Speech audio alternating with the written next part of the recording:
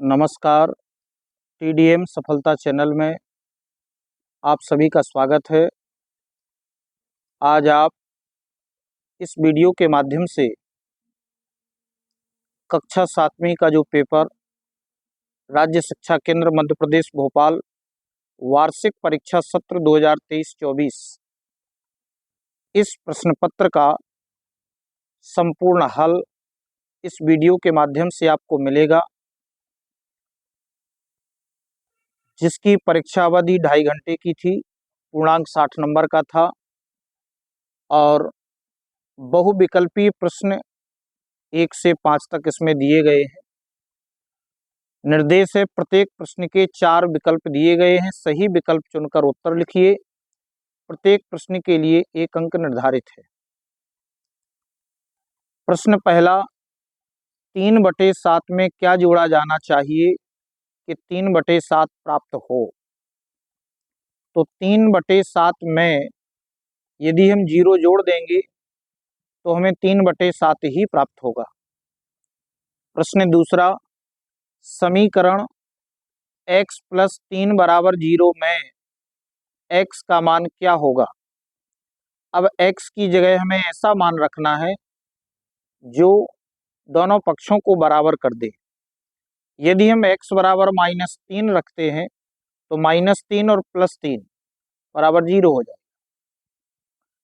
प्रश्न तीसरा, 30 डिग्री के संपूरक कोण की माप है। तो संपूरक कोण की जो माप होती है वह 180 अंश होती है। यहाँ हमें 30 डिग्री के संपूरक कोण की माप पूछी गई है, तो इसका सही उत्तर होगा बी, 150 डिग्री। प्रश्न चौथा, 6/23 को उसके व्युत्क्रम से गुणा करने पर प्राप्त होता है। व्युत्क्रम से मतलब है संख्या का अंश और हर यदि हम चेंज कर दें तो 6/23 का जो व्युत्क्रम होगा वह 23/6 होगा, और यदि हम इसका आपस में गुणा करते हैं तो सभी एक दूसरे से कट जाएंगे और हमारा उत्तर जो प्राप्त होगा वह सी 1 प्राप्त होगा। प्रश्न पांचवा, निम्नलिखित में से त्रिविमीय आकार नहीं है। अब हमें इसमें 4 ऑप्शन दिए गए हैं, ए गोला, बी पिरामिड, सी घन और डी चतुर्भुज। तो इसमें से हमें वह उत्तर बताना है जो त्रिविमीय आकार में नहीं है। तो इसका सही उत्तर होगा ए गोला, जिसका त्रिविमीय आकार नहीं होता है। अब रिक्त स्थान प्रश्न क्रमांक 6 से 10 तक दिए गए हैं और निर्देश है कि निम्नलिखित प्रश्नों में रिक्त स्थान की पूर्ति कीजिए। प्रत्येक प्रश्न के लिए 1 अंक निर्धारित है। तो प्रश्न छठवां है, 9/2 × 7 खाली स्थान बराबर 63/8। तो हमें खाली स्थान में जो लिखना है कि दोनों पक्ष बराबर हो जाएं, तो 9/2 × 7/4, क्योंकि 7 का गुणा 9 से होगा तो 9 × 7 = 63 और 4 दूनी 8। इस तरह से दोनों पक्ष बराबर हो जाएंगे। सबसे बड़े और सबसे छोटे प्रेक्षण का अंतर प्रसार या परिसर कहलाता है। प्रश्न 8, त्रिभुज की 2 भुजाओं का योग तीसरी भुजा से अधिक होता है। प्रश्न 9, वृत्त में सममित रेखाएं होती हैं। असीमित या हम कह सकते हैं अनंत रेखाएं वृत्त में होती हैं। प्रश्न 10, भारतीय गणितज्ञ जिन्होंने सुलभ सूत्र दिया है उनका नाम है। तो जिन्होंने सुलभ सूत्र दिया है भारतीय गणितज्ञ, वह कौन कहलाते हैं? बोधायन।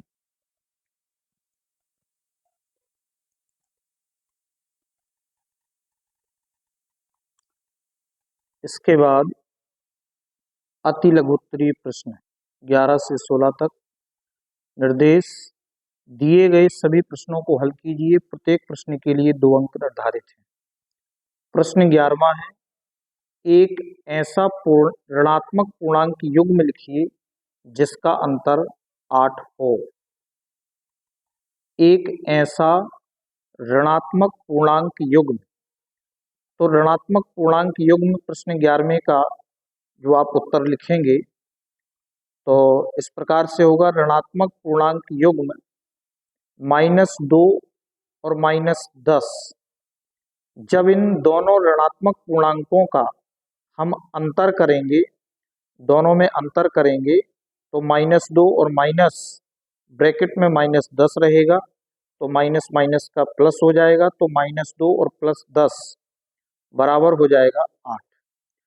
तो इस तरह से इस प्रश्न का जो उत्तर होगा कि एक ऋणात्मक पूर्णांक युग्म जिसका अंतर 8 हो, तो इस तरह से ऋणात्मक जो पूर्णांक युग्म होंगे वह -2 और -10 होंगे।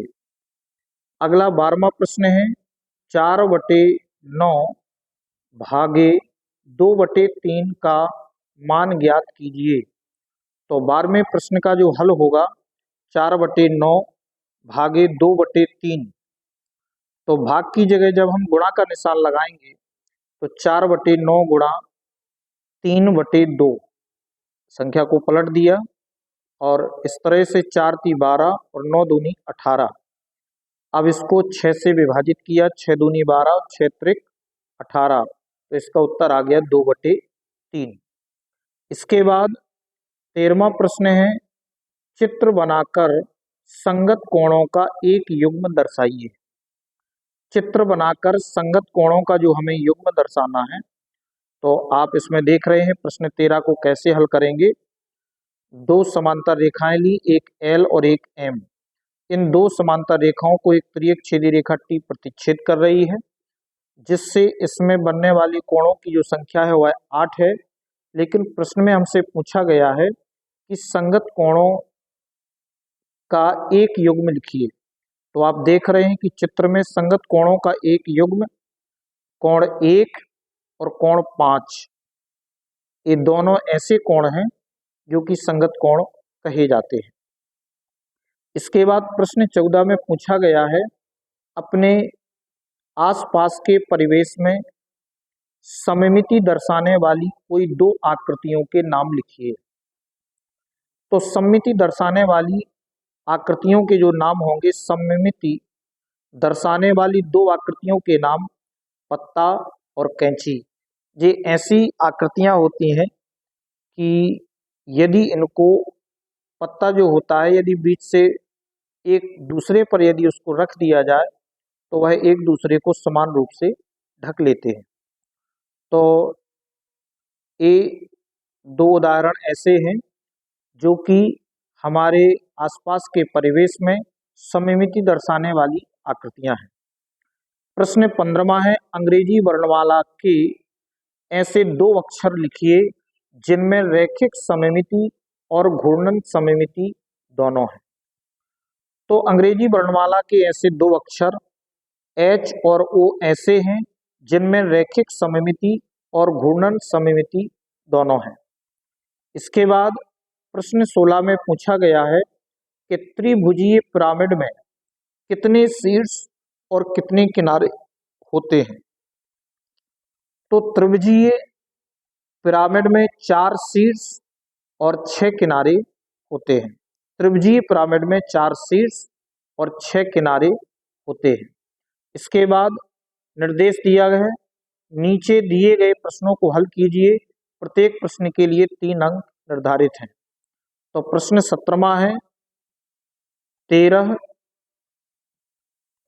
भागे -2 + 1 का मान ज्ञात कीजिए।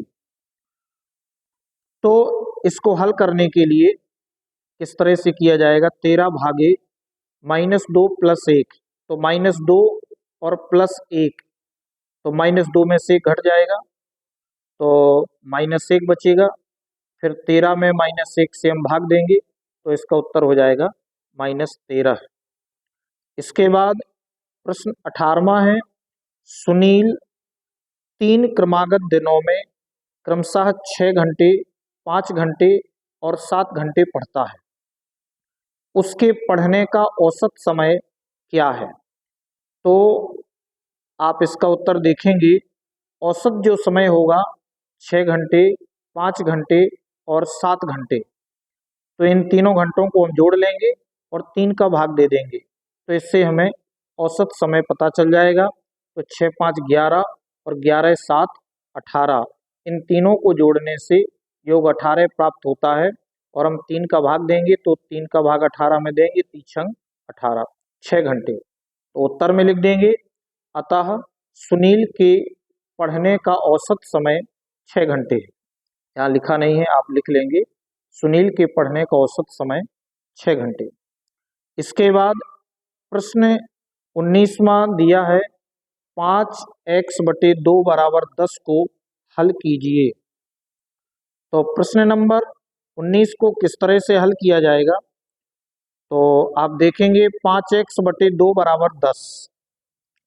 तो 5x बराबर 10 गुणे 2, यहाँ पक्षांतर हो गया, 2 अभी भाग में दिया है, बराबर के इस तरफ गुणा में आ गया। तो 5x बराबर 10 में 2 का गुणा किया तो 10 दूनी 20, तो 5x बराबर 20, तो x बराबर 20/5। यहाँ भी 5 गुणा में है, इधर बराबर के इस तरफ भाग में आ गया, तो ये हो गया 5 चौके 20, अतः x बराबर 4 हो गया। प्रश्न नंबर 20 में जो आकृति दी गई है, दी गई आकृति में x और y का मान ज्ञात कीजिए। तो इस आकृति में जब हम x और y का मान ज्ञात करेंगे तो आप देख रहे हैं कि y का मान भी 80 अंश होगा, क्योंकि यह शीर्षाभिमुख कोण है। तो यहाँ पर हमें 2 कोण प्राप्त हो गए, एक 50 अंश है, एक 80 अंश है। तो हम तीसरे कोण x का मान ज्ञात कर सकते हैं, क्योंकि त्रिभुज के तीनों कोणों का योग 180 अंश होता है। तो चूंकि y बराबर 80 अंश शीर्षाभिमुख कोण है, इसलिए x प्लस वाई प्लस 50 अंश बराबर 180 अंश, त्रिभुज के तीनों कोणों का योग। तो x प्लस वाई का मान 80 अंश प्लस 50 अंश बराबर 180 अंश। तो x प्लस 80 अंश और 50 अंश मिलकर के हो गए 130 अंश बराबर 180 अंश। तो x बराबर हो गया 180 अंश माइनस 130 का पक्षांतर कर दिया, तो इधर प्लस में था, इधर माइनस में आ गया, तो 180 अंश माइनस 130 बराबर 150। तो x का जो मान आ गया वो आ गया 180 में से 130 अंश घटाए तो 50 अंश आ गए। तो x का मान 50 अंश और y का मान 80 अंश। इस प्रकार से प्रश्न नंबर 21 में पूछा गया है, एक संख्या रेखा खींचिए और उस पर प्रमेय संख्या -5/8 को निरूपित कीजिए। तो संख्या रेखा जो होती है, जिस रेखा में हम संख्याओं को दर्शाते हैं वह संख्या रेखा कहलाती है। और इस रेखा में कहीं पर भी 0 लिया और इसके बाद हमें -5/8 को दर्शाना है, तो ये तो पक्का है कि हम 0 के बाईं तरफ लेंगे और हर में 8 दिया है, तो -1 तक पहुंचने के लिए हमें 8 समान भाग करने होंगे। तो जैसा कि आप देख रहे हैं, हमने इसके समान भाग किए, बराबर बराबर दूरियों पर निशान लगा दिए, -1/8, -2/8, -3/8, -4/8, -5/8, -6/8, -7/8 और -8/8, अर्थात यहाँ पर -1 आएगा। जब हम 0 से बाईं तरफ चलेंगे तो -1 तक पहुँचने के लिए हमने 8 भाग किए, लेकिन हमें प्रश्न में प्रमेय संख्या -5/8 का संख्या रेखा पर निरूपण करना है। तो यहाँ आप देख रहे हैं जो तीर का निशान लगा है, ये हमारा सही उपयुक्त उत्तर रहेगा -5/8। इस तरह से ये 21 का हल हुआ।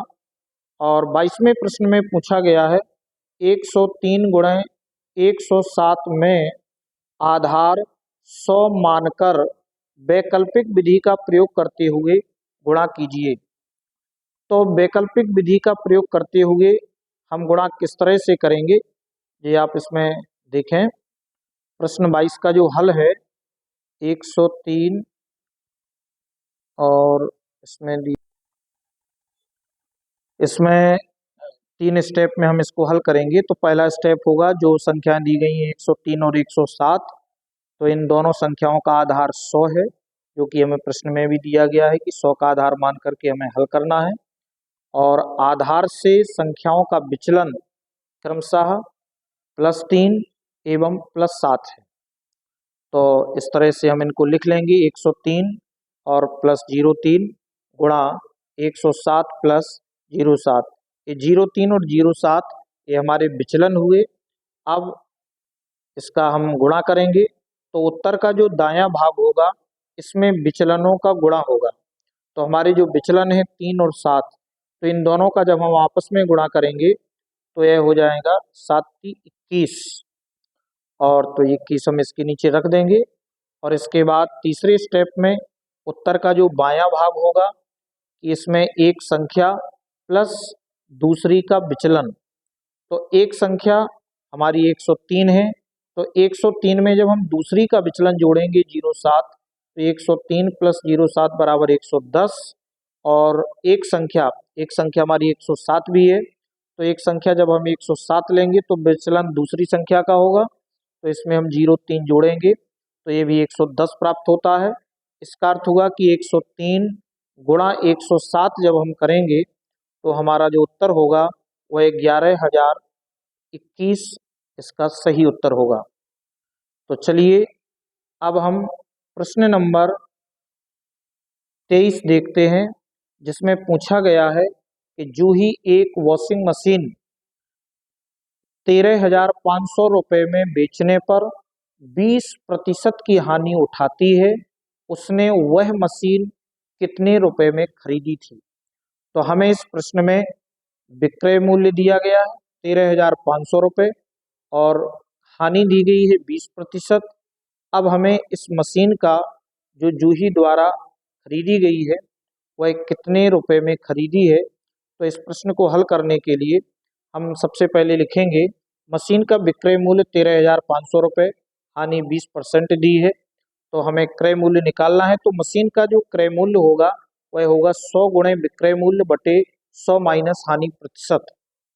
तो 100 गुणा विक्रय मूल्य की कीमत है 13,500 रुपये बटे 100 माइनस हानि प्रतिशत है 20। तो 100 का 13,500 में गुणा कर दिया और बटे में 100 में से 20 माइनस कर दिया तो 80 आ गए। तो 0 से 0 कैंसिल कर दिया, 8 का भाग ऊपर वाली संख्या में दिया, तो हमारा उत्तर आ गया 16,875 रुपये। अतः जूही ने वह मशीन 16,875 रुपये में खरीदी थी। इसके बाद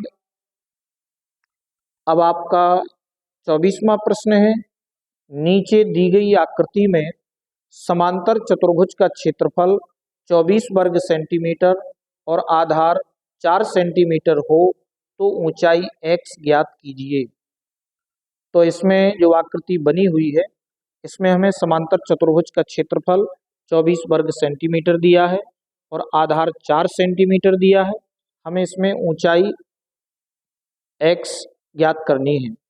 तो हम जानते हैं कि समांतर चतुर्भुज का क्षेत्रफल जो हमें दिया है 24 वर्ग सेंटीमीटर, और समांतर चतुर्भुज का जो क्षेत्रफल होता है आधार गुणे ऊंचाई बराबर 24, तो आधार 4 दिया है और ऊंचाई x जो कि हमें ज्ञात करनी है बराबर 24, 4 का गुणा x में किया 4x बराबर 24, तो x बराबर हो गया 24 बटे 4। 4 अभी यहाँ गुणा में था, पक्षांतर किया तो ये भाग में आ गया, तो x बराबर हो गया 4 छंग 24, 4 का भाग 24 में दिया 6 सेंटीमीटर। अतः ऊंचाई x बराबर 6 सेंटीमीटर। इसके बाद 25वां प्रश्न है, व्यंजक 2 into a plus a b minus b plus 5 minus a b को सरल कीजिए और इसका मान ज्ञात कीजिए जब a बराबर 3 और b बराबर -2 है। तो इस प्रश्न को जब हल करेंगे तो पहले प्रश्न लिखा 2 into a plus a b minus b into plus 5 minus a b. अब 2 का ब्रैकेट के अंदर गुणा किया तो ये 2a plus 2ab minus 2b plus 5 minus ab। अब इसके बाद 2a और -2b, अब 2ab और माइनस का ab, तो प्लस के 2ab में से माइनस का ab घटाएंगे तो प्लस का ab बचा और प्लस के 5। इस तरह से व्यंजक सरल हो गया। अब इस व्यंजक में a बराबर 3 और b बराबर -2 रखने पर जहां a है वहां हम 3 रखेंगे और जहां b लिखा है वहां -2 इस व्यंजक में मान रखेंगे। तो आप देख रहे हैं कि 2a है तो 2 गुणे 3 -2 गुणा -2 प्लस 3 गुणा -2 प्लस 5, 2 का गुणा 3 से 2 तिहाई 6 प्लस -2 का गुणा -2 से, तो ये हो गया माइनस माइनस प्लस 2 दूनी 4 और 3 का गुणा -2 से 3 दूनी -6 प्लस 5, तो 6 और 4 10 -6 प्लस 5। अब 10 में से 6 घटाए तो प्लस के 4 और प्लस के 5, तो 4 प्लस 5 9, अतः जो व्यंजक का मान होगा वह 9 होगा। और इस तरह से इस प्रश्न का अंतिम क्वेश्चन 26वां है। 108 गुणा 192 को केवल अभाज्य गुणनखंडों की घातों के गुणनफल के रूप में लिखिए। अब 108 गुणा 192, तो सबसे पहले इनको अभाज्य गुणनखंड करेंगे। 108 के अभाज्य गुणनखंड किए, सबसे पहले 2 से काटा, 2 पंचे 10, 2 चौके 8, फिर 2 से विभाजित किया, 2 दूनी 4, 1 हासिल 14, 2 सत्ते 14, फिर 3 से विभाजित किया, 3 नाम 27, 3 तरका 9 और 3 एकम 3। इसी प्रकार से हमने 192 के भी अभाज्य गुणनखंड किए। अभाज्य गुणनखंड करने के बाद 108 गुणे 192 हमें करना है, तो 108 के गुणनखंड लिखे, इसके बाद 192 के गुणनखंड लिखे। अब हम देख रहे हैं कि 2 का गुणा कितनी बार है, 2 गुणे 2, तो 2 की घात 2 लगा दी, और गुणा 3 कितनी बार है, 3 बार, तो 3 की घात 3, फिर गुणा, फिर 2 का गुणा देखते हैं, 1 2 3 4 5 6, तो 2 की घात 6 गुणा 3 की घात 1, चूंकि 3 एक बार है, तो अब 2 की घात 2 गुणा 2 की घात 6, दोनों को एक साथ लिख लिया, और 3 की घात 3 गुणा 3 की घात 1। अब हम देखते हैं कि जब आधार समान हो और गुणा हो रहा हो तो हम घातों को जोड़ देते हैं, तो 2 की घात हो गया 2 प्लस 6 गुणा 3 की घात हो गया 3 प्लस 1, तो 2 और 6 8, तो 2 की घात 8 गुणा 3 की घात 4, 3 प्लस 1 4। इस तरह से हमने अभाज्य गुणनखंड गुणनफल के रूप में घातों को लिखा। इस तरह से आपका ये वीडियो पूरा होता है। इसमें जितने भी प्रश्न दिए गए थे उन सभी प्रश्नों का आपने विस्तार के साथ हल एवं इसको समझा है। तो इसके बाद भी नेक्स्ट वीडियो में आपको इसी तरह से प्रश्नों के हल मिलते रहेंगे। और आपको ये वीडियो कैसा लगा, इस वीडियो के लिए कमेंट और शेयर अवश्य करें। धन्यवाद।